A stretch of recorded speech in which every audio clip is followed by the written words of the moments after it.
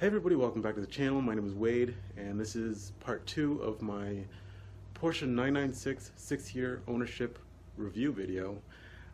This part two is going to go over all the financial stuff. I'll go over all the mechanical stuff that I've had to have fixed in the car, and just overall cost of ownership in the past 6 years. So here you go. Okay, so I will go over the cost of ownership from 2015 to 2021. And that will include all of the maintenance and then the ongoing cost of ownership, such as oil changes, the smog check, and insurance. So originally I was going to do the ownership video chronologically. I was going to do from 2015 all the way to present day, but I think it would be more helpful if I did the most expensive bill first and then kind of work backwards. So let's get started. The most expensive bill so far has been the clutch. So this year, 2021, I did the clutch, the sway bar link, and the manual transmission mount, and that all came to $2,356. And then in 2016, I did the IMS bearing. That was pretty much 6 months after I bought the car. I did the IMS bearing, had the air filter put in, cabin filter, fuel additive, clutch slave cylinder, pollen filter, light bulbs, flywheel, and that came out to $2,107. And then again, in 2020, I did the coolant tank, the tank cap, and then coolant, and then the clutch pedal switch and brake fluid, and that came out to $1,008.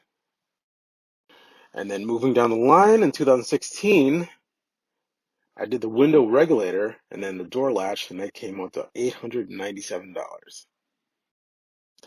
And then in 2018, I did the light bulb, a few light bulbs, and the starter, and that came out to $720. And then in 2019, I did a panel respray. I had mentioned in a few other videos that a detailer messed up the paint on the car, and I had to get the paint resprayed on one of the panels. So that came out to $692. And then in 2019, I did the oil change, hood shocks, cabin filter, wiper blades, gear oil, seal gasket, drain plug, and parking bulb, and that all came out to $530. And in 2017, I did the ignition switch. That came out to $243. And when I originally bought the car in 2015, I bought a Porsche car cover because I was parking the car outside and I wanted to protect it from the sun, and that came out to $345. And then in 2016, I had the panel, well, the front bumper um, recoated with clear coat, and that came out to $300. And then in 2018, I put on a new set of tires, and that came out to $510. And these are just some of the mechanical issues that I had done to the car. These don't include the yearly maintenance costs for the car.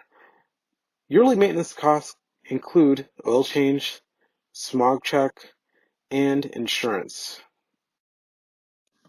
So for the insurance, I pay on average $60 a month for insurance. The cost has gone up in the past 5 years, and I think that's across the board. That's not just for me. But on average, it comes out to be $60 a month for liability and collision.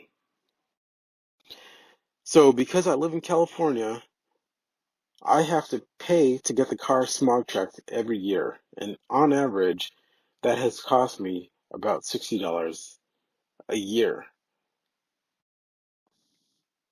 And then I pay $150 a year for an oil change. So the total cost of ownership from 2015 to 2021 is $13,939. So there you have it, almost $12,000 over the past 6 years. That's actually not that bad. And some of the services were more expensive than other ones. And, there were some years where I hardly spent anything on the car at all. So it's really not that bad. So if you are in the market for a Porsche 996, there you go. That's basically how much I've spent on my car. A lot of people think that these cars are super expensive, which they can be.